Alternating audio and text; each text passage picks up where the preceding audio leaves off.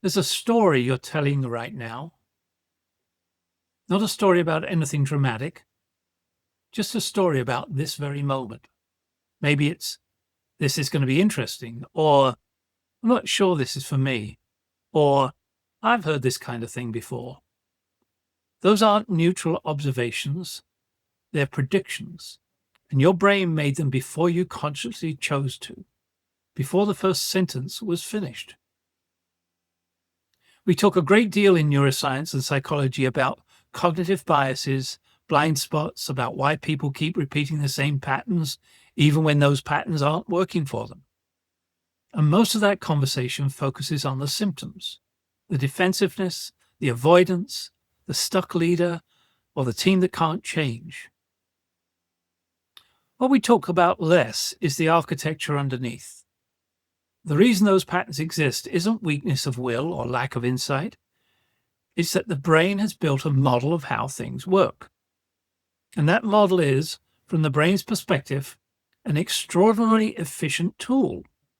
It allows you to navigate the world without starting from scratch every morning. The problem is that efficient and accurate are not the same thing. Today, Cole and I are going to spend some time with the three related but distinct ideas: worldviews, mental models, and what researchers call personal paradigms. We're going to look at the neuroscience of why these structures form, why they're so stubbornly resistant to change, and what it actually takes to update them. Not in theory, but concretely and practically. Because here's the thing about a mental model. You can't see it directly. You can only see its effects. It shapes what you notice, what you ignore, what you try, and what you never even consider trying. And until you surface it and examine it, it will keep running in the background. So the question this episode asks is a simple one. What story is your brain using to make sense of your life? And is that story still true? Welcome back to My BrainWise Coach. I'm Cole Bastian. And I'm Phil Dixon. And today we're going deep on something that I think sits underneath a lot of the other conversations we have had on our show. How our brains construct models of reality, how those models shape literally everything we do, and what the science tells us about how to actually change them when they're working against us. This is going to be a rigorous episode. We'll get into the neuroscience of predictive processing. We'll look at how personal paradigms form and entrench. And we'll get very specific about what it actually takes to shift one. But before we get into it, if this show helps you think differently about how your brain works, please leave us a 5-star rating and review wherever it is that you get your podcasts. And like, comment, share, and subscribe on all of our social platforms, because it does help others find our growing BrainWise community. You can find us everywhere at My BrainWise Coach. I will say to our BrainWise friends that this is one of those topics where the research and the lived experience are in unusually close alignment. The things neuroscience is telling us about how mental models function, most of us can feel immediately when we reflect on our own behavior.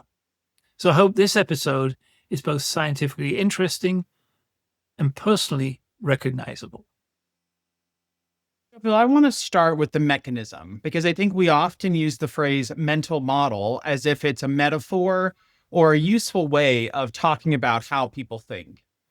But there's something happening in the brain that's quite literal, isn't there? The brain isn't just a passive receiver of information. And it's one of the most important shifts in our understanding of how cognition works that's happened over the last 20 or so years. The older picture of the brain was essentially this: stimulus arrives, brain processes, response follows, input, computation, output. Perfectly sensible, and it turns out completely wrong.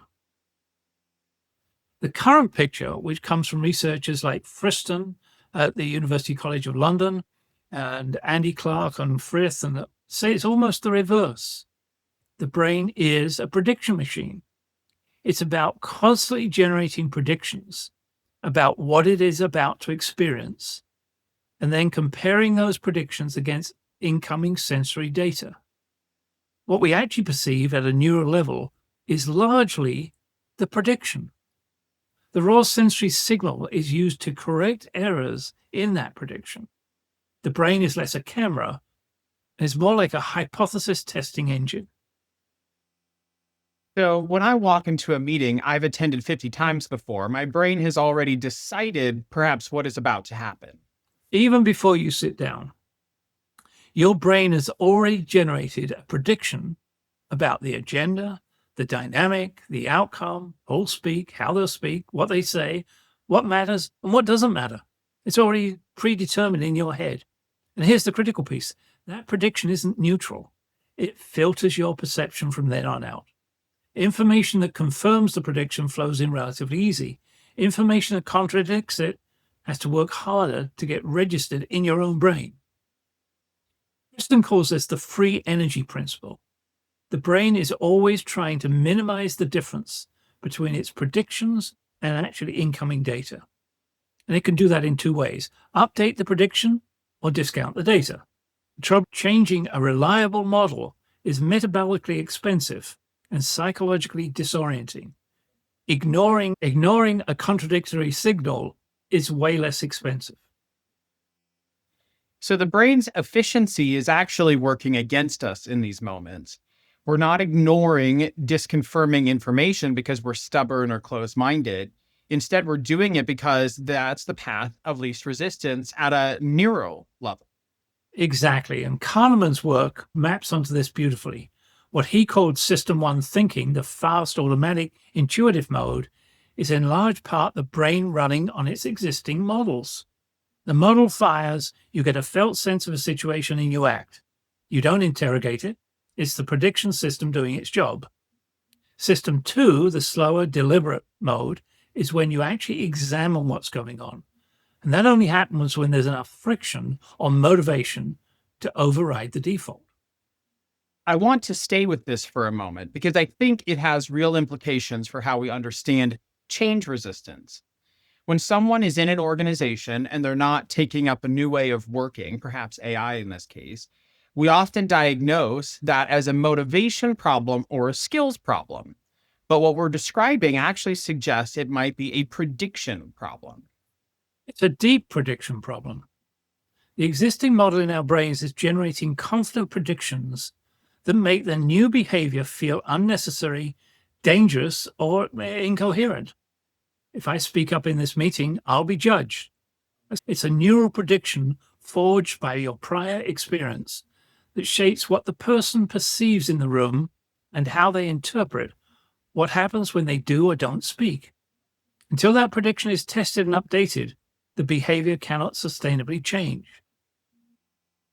Well, let's separate the three terms out because I think they get used interchangeably and that creates confusion. You use worldview, mental model, and personal paradigms as distinct things. Walk us through the difference of the three. A worldview is the broadest frame. It's the big story someone holds about how the world fundamentally works. Is it safe or threatening? Are people fundamentally helpful or are they fundamentally self-interested? Do institutions serve their members or exploit them? These tend to form early, they're heavily culturally influenced, and they operate mostly below conscious awareness. They are the water that the metaphorical person swims in. Mental models are narrower and much more context-specific.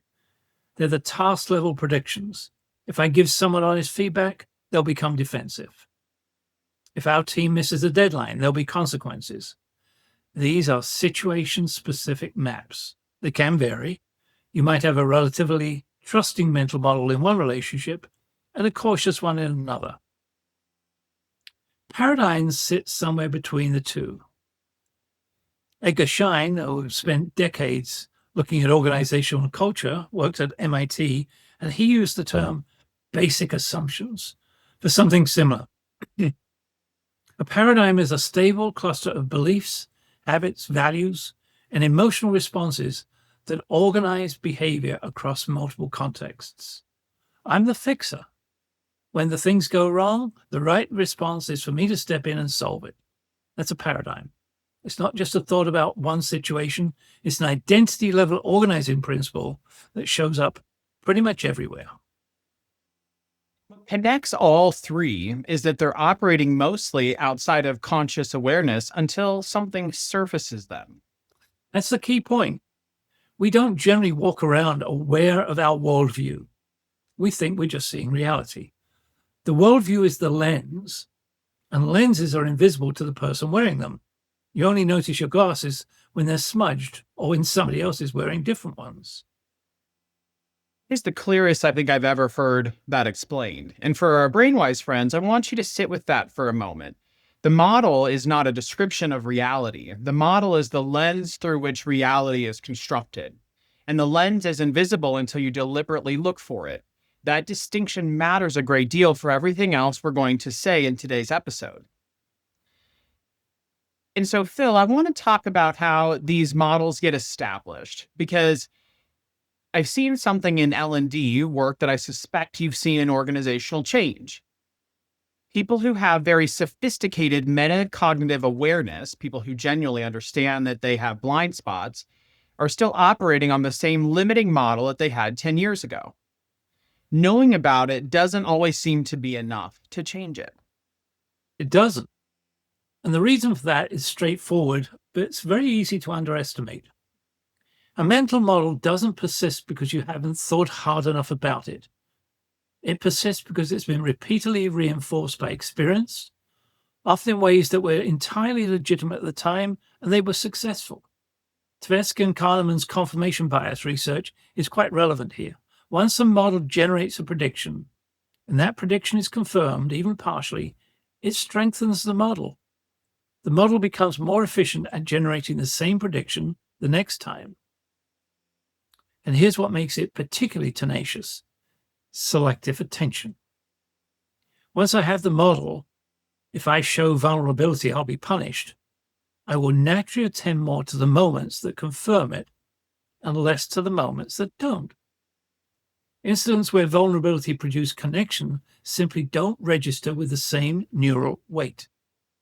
So the model is not just confirmed by experience, it's partially creating the experience by controlling what goes next. Sort of vicious circle in a way.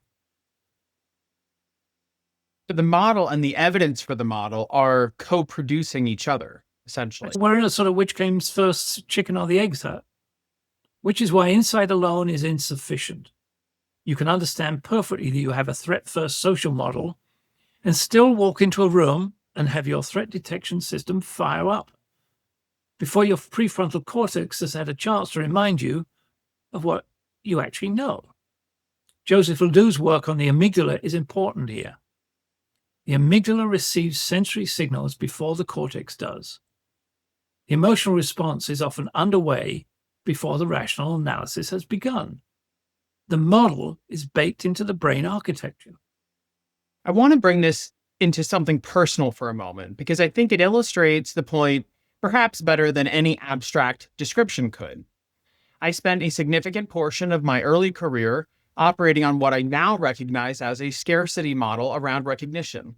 The story was, good work speaks for itself, and if you advocate for your own accomplishments, you're being self-promotional in a way that will be judged negatively.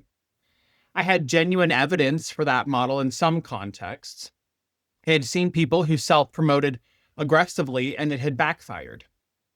And so the model persisted long past the point where it was accurate or useful, until someone specifically surfaced it for me as a hypothesis, not as a character flaw, but as a story I was using that might be perhaps incomplete.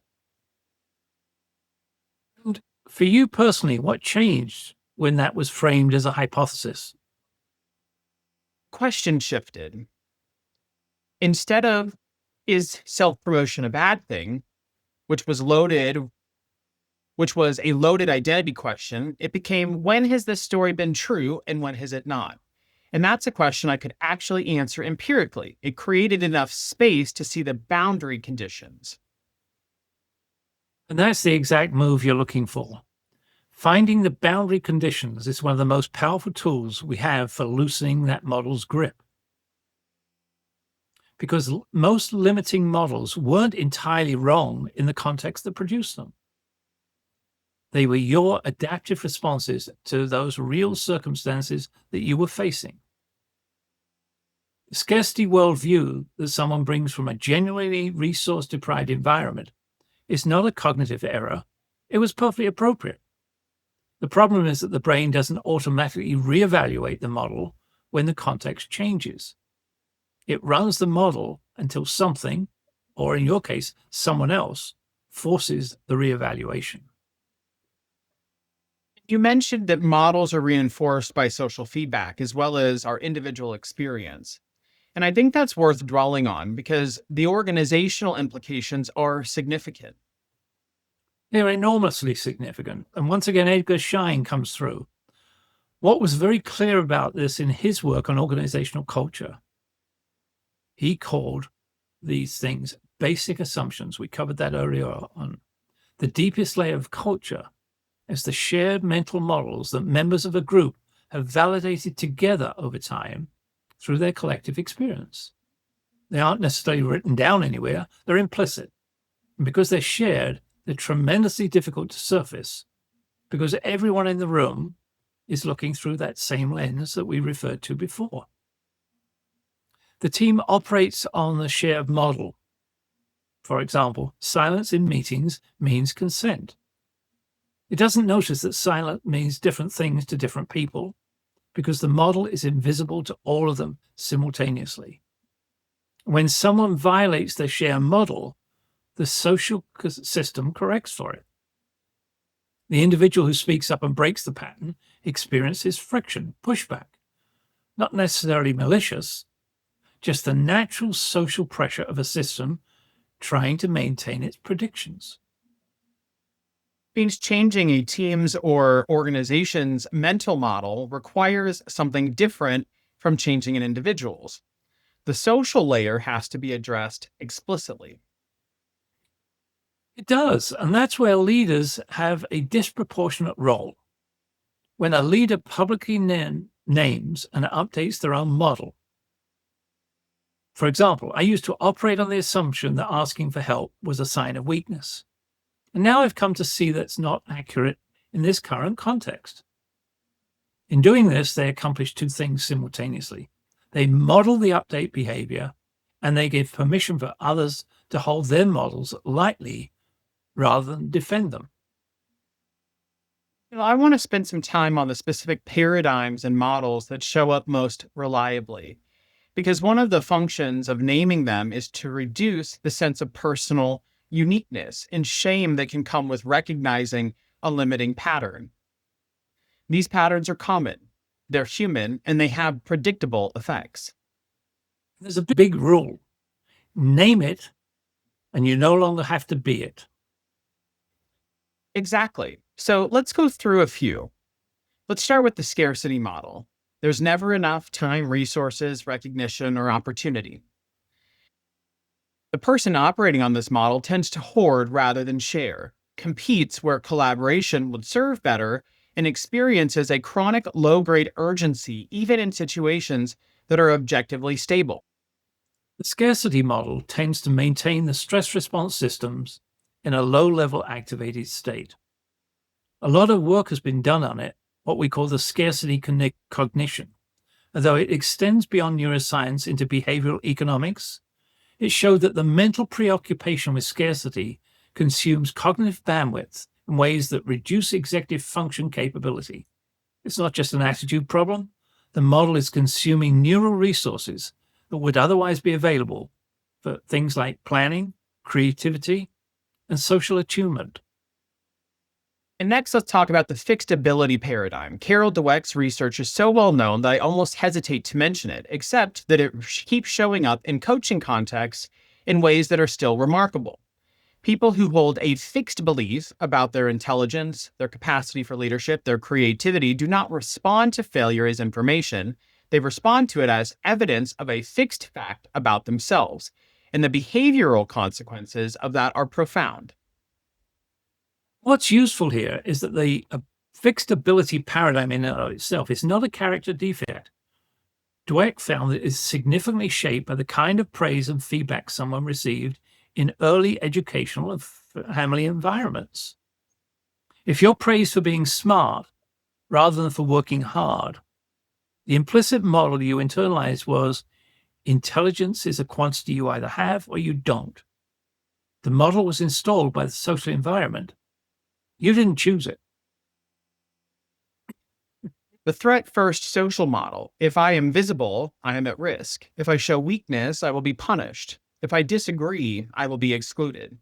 This one is particularly common in high-performing organizational cultures, where historical feedback has actually supported the model.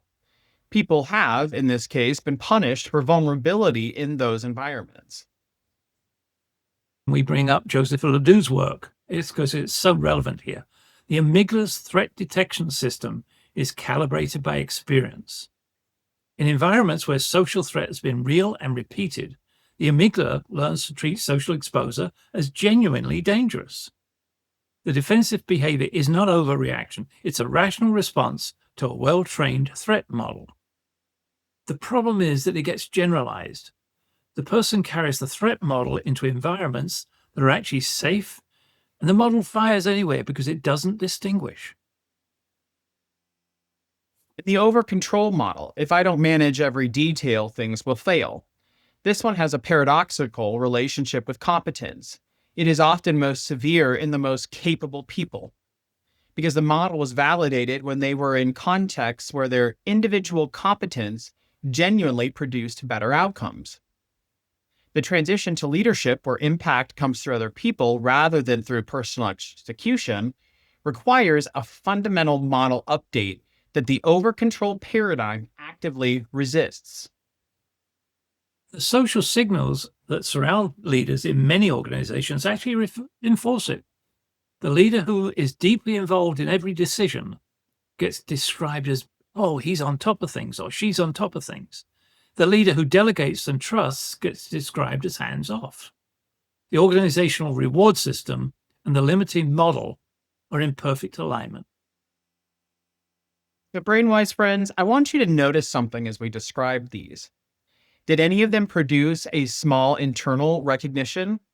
Not for someone else necessarily, but for you. That slight tightening of recognition, that's the model surfacing. And that recognition, however small, is the beginning of the update process.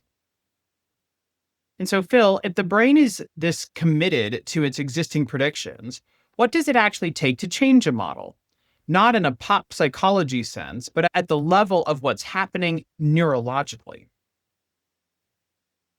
This is where the predictive processing framework actually becomes genuinely hopeful, because it tells us that the brain is not rigidly fixed.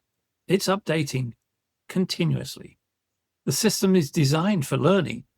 The question is what kind of input forces an update versus what gets discounted. For a prediction to be meaningfully updated, a few conditions need to be met.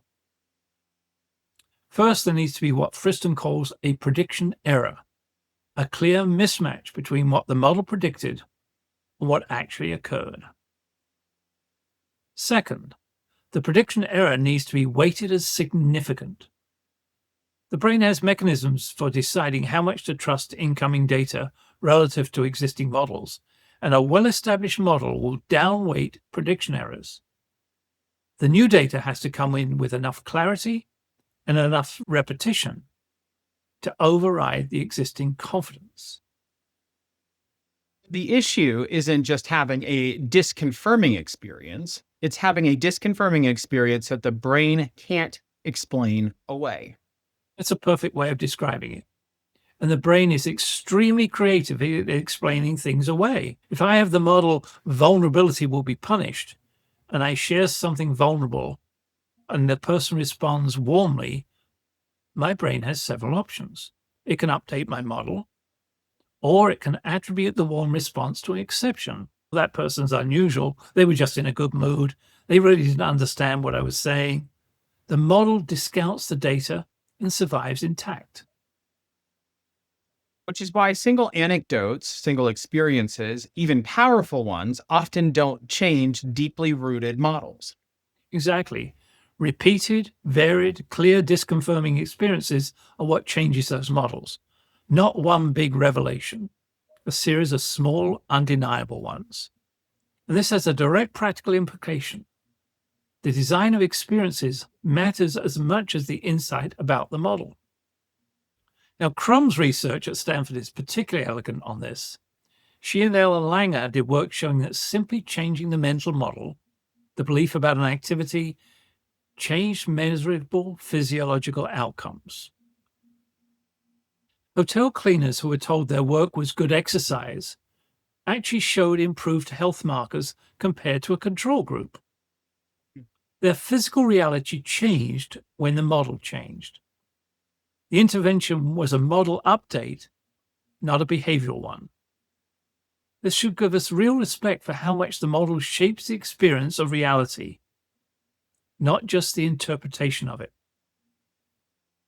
But what are the practical conditions for creating a genuine model update? If I'm working with someone who has a limiting paradigm, what am I actually designing? I think there are probably about 5 essential moves. First is to surface the model explicitly. You can't update what you cannot see. So the starting point is always helping someone articulate, in their words, the story that they're using to make sense of their situation. Don't interpret, don't name it before they do. Ask for it. Tell me the story you're using to make sense of why this keeps happening. That's the first. The second move is to map out the consequences. Once the model is visible, you explore what it costs. For example, what does that story make you do? What does it make you avoid? What would you try if that story weren't running, or maybe if it was only 70% true?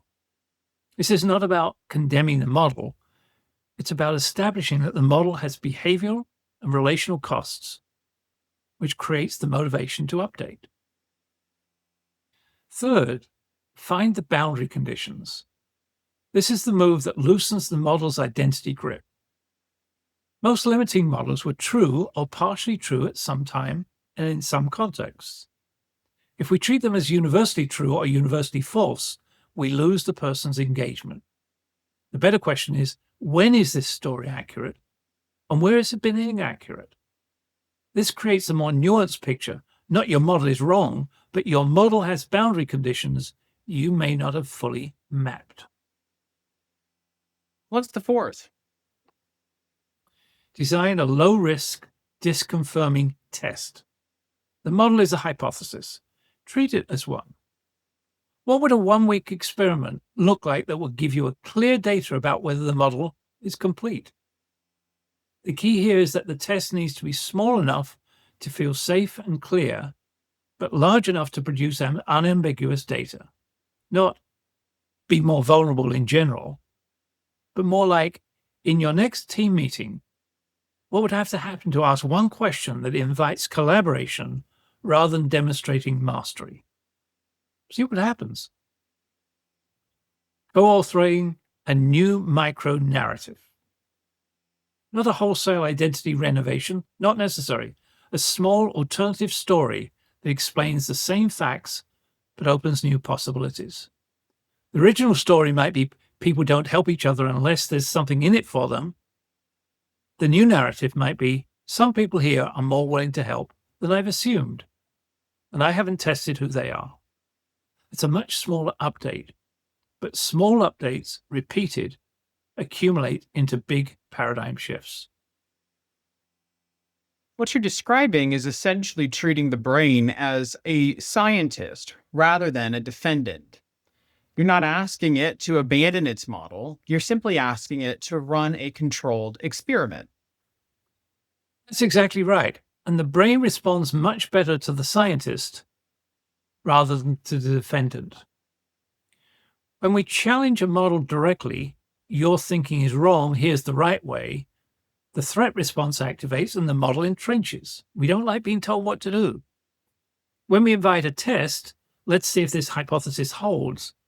The prediction system is invited into genuine inquiry. That's its natural mode. I'd like to bring this into the team and organizational dimension because most of the people listening to this show are perhaps navigating their inner lives inside an organization. And organizations, as we've suggested, have their own shared mental models. They most definitely do. And they're often more difficult to surface than the individual ones, precisely because there's no individual who can be asked, what story are we all holding? You have to find ways to make the collective model become visible. So, what does that look like in practice? There's a few things you can try. What we call pre-mortems are one of the most elegant tools for surfacing shared assumptions. You ask something like the following.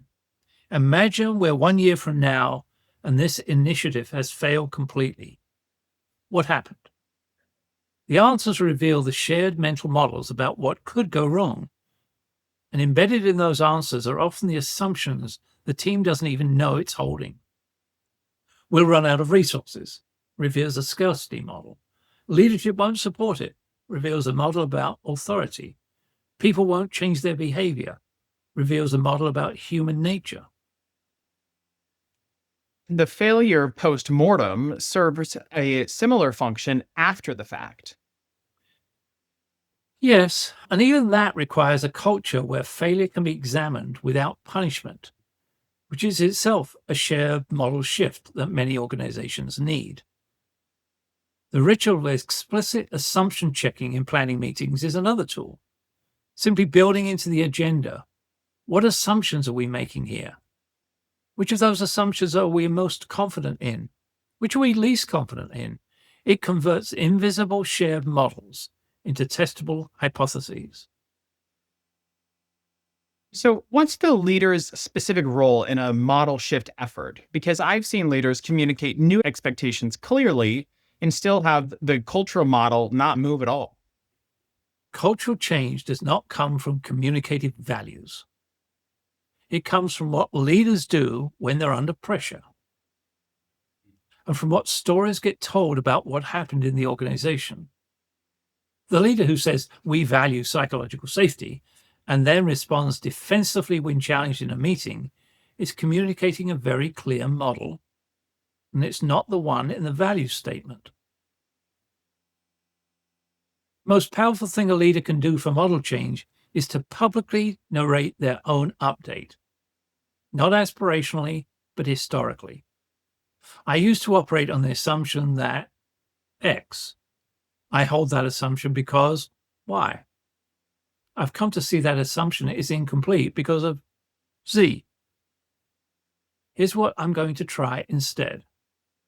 That narrative does several things simultaneously. It normalizes the process of updating a model. It demonstrates that the leader is not operating from a fixed truth, and it establishes that the social cost of acknowledging an incomplete model is survival.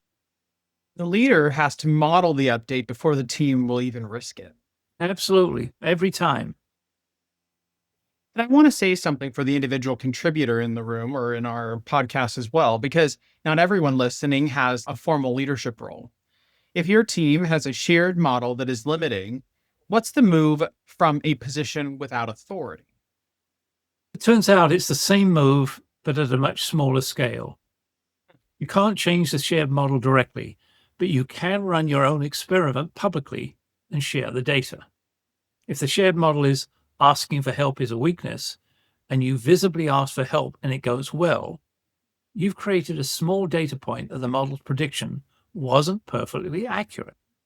Do that enough times with enough transparency, and you're contributing to the model update from the bottom up. It's slower, but it turns out it's real.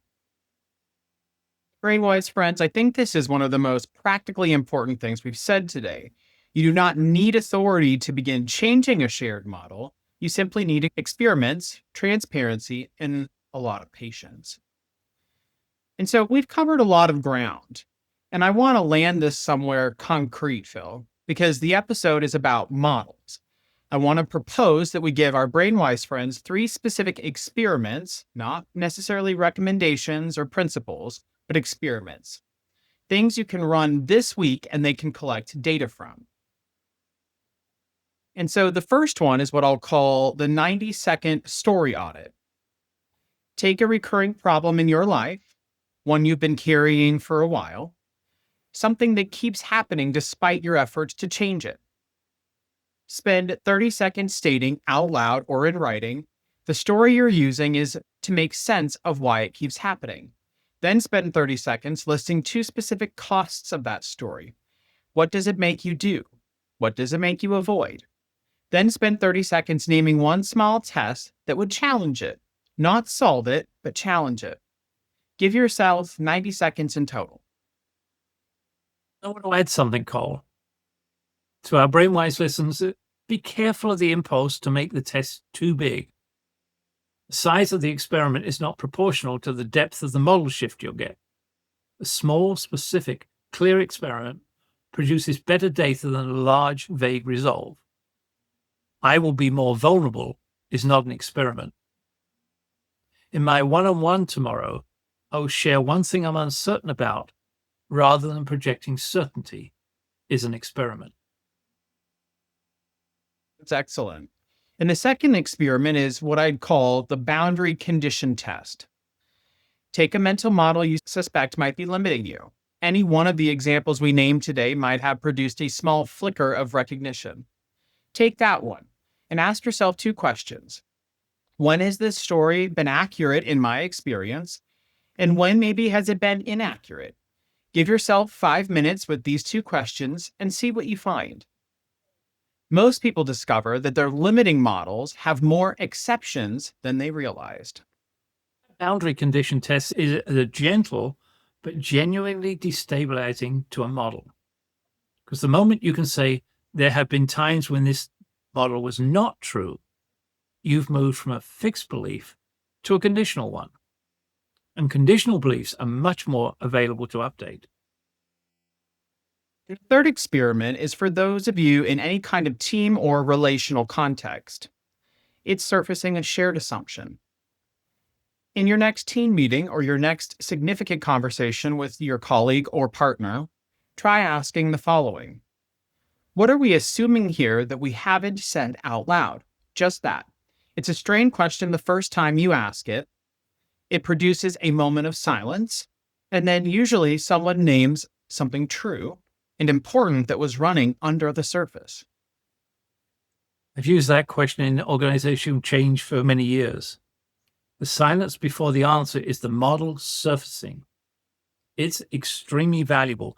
Don't jump in and fill that silence. Let it stay. And one final thought on measurement, because we know our BrainWise friends are people who think rigorously. The way you know a model is updating is not by how you feel about it, it's by what you do. Look for behavioral indicators. How frequently am I asking for help this week versus last week? How often am I speaking up in situations where I would have previously been silent? The behavior is the data, not the intention, not the insight, but the behavior. Track it in a very short window, 3 to 7 days. Don't go for months. The short window keeps you honest and keeps you from declaring success or failure prematurely. A model doesn't update in one experiment, but you should be able to see movement in a week. So Phil, before we close, what are 2 or 3 things you want our BrainWise friends to carry with them from today's conversation? Well, the first is about the mechanism. Your brain is a prediction machine. What you experience is largely a prediction, not a perfect neutral recording of reality. That is not a flaw. It's design. But it means that when you're stuck, you're often not fighting reality.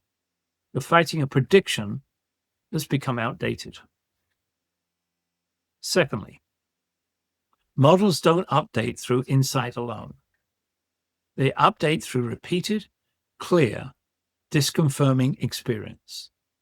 The design of experiments matters. It matters as much as the understanding of the model. You have to give the brain new data that it cannot explain away. Third, for our BrainWise leaders, you're always modeling something. If you're not publicly narrating your own model updates, the implicit message is that your models are complete. They aren't. None of ours are. Name our update and let the team experience it. For me, Phil, the thing that I keep coming back to is the reframe from defendant to scientist. When someone challenges your mental model and it feels like a threat, it is worth pausing and asking, am I defending this model because it's accurate or because it's mine? Those are not the same question, and the brain makes them feel identical. The second is the boundary condition move. When a model is limiting you, don't try to demolish it. Find its edges. When has this been true? When has it not been true? That question alone creates the space for an update. You don't need to throw out the model. You need to find out where it stops being reliable. And finally, for anyone who is carrying a story about themselves right now, a fixed belief about what they're capable of or what they deserve or how people in their world respond to them, that story was formed from real experience. It is not irrational. It is not a character defect. It is a model that made sense when it was built. The question is whether it's still accurate today. And the only way to find out is to test it. And here's a suggestion. Stay curious about your own mind. It's genuinely one of the most interesting things you're ever going to explore.